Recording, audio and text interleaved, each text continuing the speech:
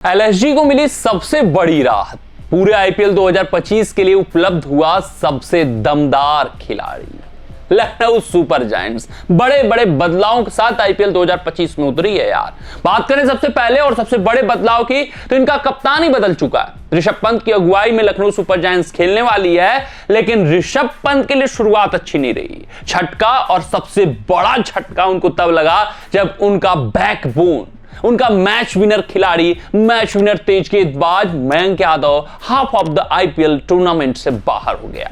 फिर उसके बाद जो दूसरा और सबसे बड़ा झटका लगा वो ये कि मिचेल मार्श, इनकी उपलब्धता पर संशय था कि मिचेल मार्श खेलेंगे नहीं खेलेंगे, क्योंकि मिचेल मार्श की अगर हम बात करें तो वो डुअल रोल निभाते हैं।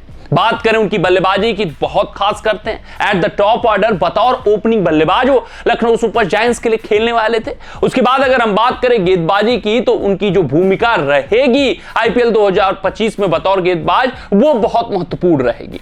लेकिन अगर बात करें उनके इंजरी की, उनके फिटनेस की, तो वो संशय वाला था। चैंपियंस ट्रॉफी 2025 में वो भाग नहीं ले पाए। उससे पहले की भी श्रृंखलाएं वो मिस किए, क्योंकि लोअर बैक डिसइंफेक्शन के कारण वो संघर्ष कर रहे थे। उनकी फिटनेस काफी समस्या का विषय था, जिस कारण से ऋषभ पंत हैरान थे, परेशान थे कि यार मयंक यादव का तो झटका लगा ही लगा है, ये मिचेल मार्श का क्या?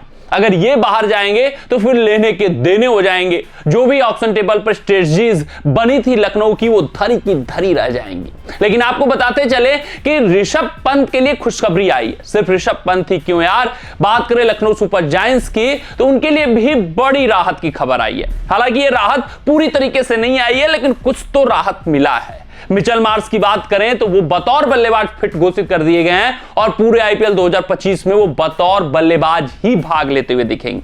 हालांकि स्ट्रेटजीज पॉइंट ऑफ व्यू से देखें तो उतनी बड़ी राहत नहीं है, क्योंकि मिचेल मार्श पे इन्होंने दांव सिर्फ और सिर्फ इस वजह से चला होगा ऑक्शन टेबल पर कि ये दोहरी भूमिका निभा सकते हैं। ये 6th और 7वें गेंदबाज की कमी को पूरी कर सकते हैं। लेकिन यहां पर वो अब ऐसा कुछ नहीं कर पाएंगे। लेकिन बतौर बल्लेबाज भी इस खिलाड़ी की उतनी अहमियत है जितनी बतौर गेंदबाज है। तो कम से कम एक डिपार्टमेंट तो इनका फुलफिल रहेगा। एक डिपार्टमेंट में किसी युवा खिलाड़ी को नहीं खिलाना पड़ेगा, बल्कि मैच विनर मिचेल मार्श बतौर ओपनर खेलेंगे, पावर प्ले के ओवरों का इस्तेमाल करेंगे। वहां पर ताबड़तोड़ शुरुआत ऋषभ पंत के साथ देंगे। तो आखिरकार मिचेल मार्श के आने से क्या कुछ मजबूती आई है, प्लेइंग 11 में क्या कुछ बदलाव आया है, कैसी दिखेगी लखनऊ सुपर जायंट्स की प्लेइंग 11, ये हम देखते हैं, ये हम समझते हैं। सबसे पहले अगर हम स्क्वाड ब्रेकअप की बात करें तो ये लखनऊ सुपर जायंट्स का स्क्वाड ब्रेकअप है, और इसी के आधार पे आपको समझाएंगे कि कौन कौन ओपन करेगा, कौन नंबर 3 पर जाएगा और कौन लखनऊ सुपर जायंट्स की प्लेइंग 11 में जगह बनाता हुआ दिख रहा है। बतौर ओपनर खिलाड़ी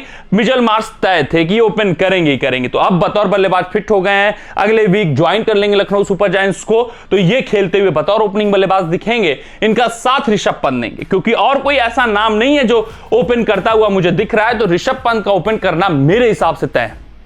आए अगर हम नंबर 3 पर चलें तो वहां पर आपको बेहतरीन बल्लेबाज एडन मार्करम मिलेंगे। अब आए अगर थोड़ा नीचे और चलें तो नंबर 4 की अगर हम बात करें तो वहां डेविड मिलर, फिर नंबर 5 पे निकोलस पूरन, नंबर 6 पे आपको आयुष बदोनी। तो ये बैटिंग ऑर्डर है जो कि एक वेल बैलेंस्ड बैटिंग ऑर्डर है, जहां पे सितारे भरे हुए हैं, जहां पर एक एक मैच विनर खिलाड़ी हैं। चाहे हम मार्श की बात करें, मार्करम की बात करें, पूरन, ऋषभ पंत, डेविड मिलर, आयुष बदोनी, ये सब अपने दम पर मुकाबले जिताने का मादा रखते हैं। फिर उसके बाद अब्दुल समद यहां पर आएंगे, शहबाज अहमद आएंगे। ये 8 बल्लेबाज इनके पास हो गए जो कि हिटिंग कैपेबिलिटी रखते हैं। फिनिशिंग डिपार्टमेंट इनका बहुत मजबूत है। वहां पर आप डेविड मिलर को काउंट कर सकते हैं, निकोलस पूरन कर सकते हैं, आयुष बदोनी कर सकते हैं, अब्दुल समद कर सकते हैं। तो ये जो फिनिशिंग डिपार्टमेंट है, ये लैस है विनर हिटर खिलाड़ियों से, चौके और छक्के मारने वाले खिलाड़ियों से, अपने दम पर मुकाबले जिताने वाले खिलाड़ियों से।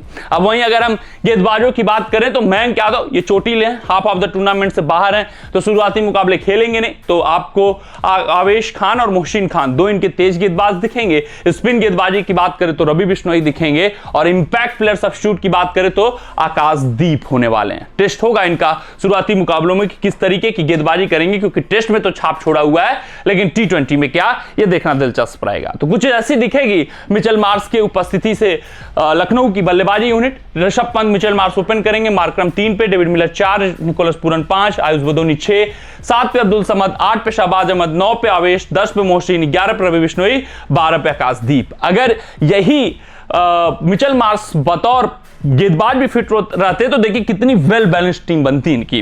वहां पर आपको गेंदबाजों की सूची में तेज गेंदबाजों की बात करें तो आकाशदीप, आवेश, मोहसिन 3 तेज गेंदबाज, मिचेल मार्श भी कुछ गेंदबाजी कर देते, 4 इनके पास विकल्प हो जाते। फिर रवि बिश्नोई 5वें स्पिन गेंदबाज के रूप में, शहबाज अहमद 6वें स्पिन गेंदबाज के रूप में, फिर आगे बढ़े तो एडन मार्करम 7वें स्पिन गेंदबाज के रूप में। तो एक वेल बैलेंस्ड टीम रहती है, 7-7 गेंदबाजी के विकल्प हो जाते हैं इंपैक्ट प्लेयर सब्स्टिट्यूट लेकर। लेकिन अब काम ये चलाना पड़ेगा मार्करम प्लस शहबाज अहमद, जो 2-2 ओवर मिलकर या अकॉर्डिंग टू द अपोजिशन कौन कितना ओवर करेगा ये देखना दिलचस्प रहेगा। तो एक मजबूत, एक अच्छी टीम फिर भी बनकर आ रही है जो मादा रखती है टॉप 4 में पहुंचने का, चैंपियन बनने का मैं नहीं कहूंगा। कमेंट सेक्शन में कमेंट करके बताइएगा कि टीम आपको कैसी लगी, मिचेल मार्श की उपस्थिति से कितनी मजबूत हुई है और मयंक यादव की अनुपस्थिति से कितना बड़ा झटका लगा। मिलते हैं आपसे अगले रिपोर्ट में, तब तक अपना ध्यान दें, सुरक्षित रहें, स्वस्थ रहें, मस्त रहें। जय हिंद, जय भारत।